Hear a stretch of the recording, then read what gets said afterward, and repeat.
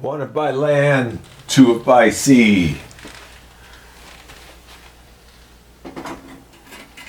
Oh, hi folks. This is Russell Rucker. I'm here for another constitutional talk. And today I'd like to talk about one of our founders. I'd like to talk about Samuel Johnson, if you don't mind. Samuel Johnson was one of our most educated founders. He served on the Stamp Act. But he did something that aids us today that's really important. He wrote a lot of books on education, school books to help educate our children. I mean, he really was an amazing guy, but he also did something else that's important for us. He wrote the Samuel Johnson Dictionary. Now, the dictionary was published in 1755, and when you look at the dictionary and language, because our language has changed over the years. A republic was at one time spelled R-U-P-L-I-C-K. You know, when we start looking and digging for historical knowledge and accuracy, we need to know what the words actually meant. And we have two places to go. We have the Samuel Johnson Dictionary in 1755, and then we have Noah Webster's dictionary in 1828. Both of these men were very instrumental in their day. Both of them worked very hard educating.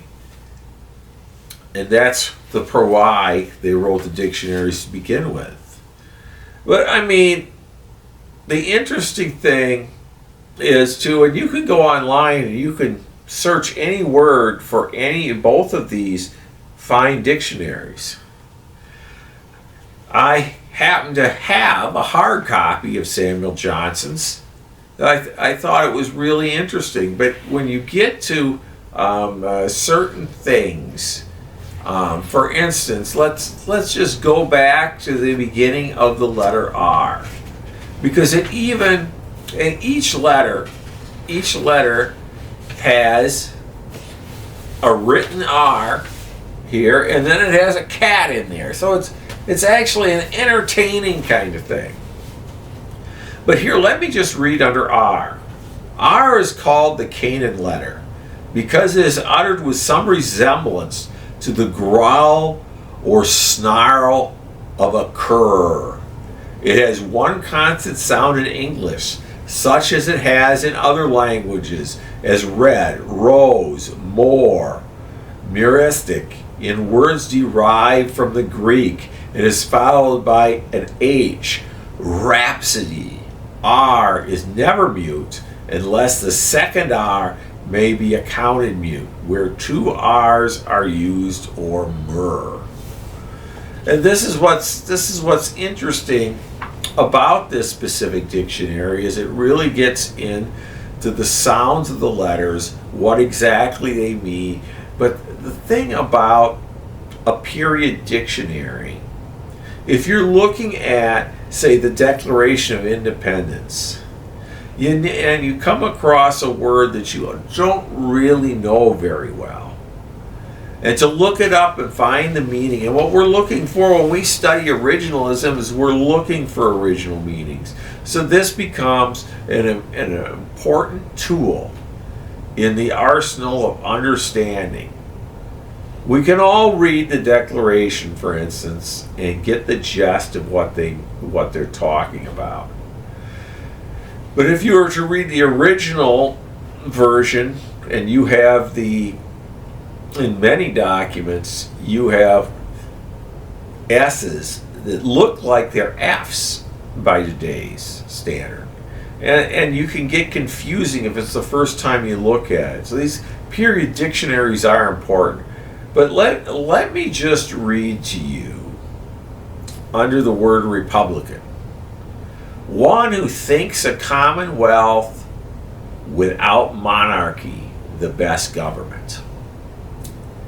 These people are more happy in imagination than the rest of their neighbors, because they think themselves so through such a chimerical happiness, is not peculiar to Republicans.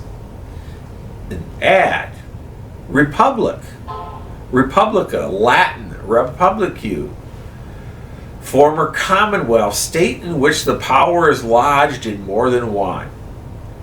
Those that by their deeds shall make it known, whose dignity they do sustain, and life, state, glory, all thy gain, count the republics not their own. They are indebted many millions more than their whole republic is worth. So that's just for one word, but it gives you an indication, an idea of how in depth these original volumes were. And to read from 1755, from a founder, telling us what the words actually mean. On the back of this book, we have some quotes, and I want to read one because Noah Webster's publishing of his dictionary in 1828. But here he is quoting Johnson's writings. Johnson's writings had in philology the effect which Newton's discoveries had in mathematics. And that's how important Noah Webster thought Samuel Johnson's work was. Now, when you're looking at a document and you're in the 1780s, you're 30 years away either side of the work. So roughly speaking, you're 30 years advanced from Johnson's works and 35 years prior to Noah Webster's work. So it helps to use the both together to really understand and to study any documentation you wish to study. One of the big reasons that Noah Webster's work is still available is for people that want to study the Bible and study earlier versions of the Bible, so they get a better indication closer to the time of its publishing, especially when you're talking about the Bible that our founders used.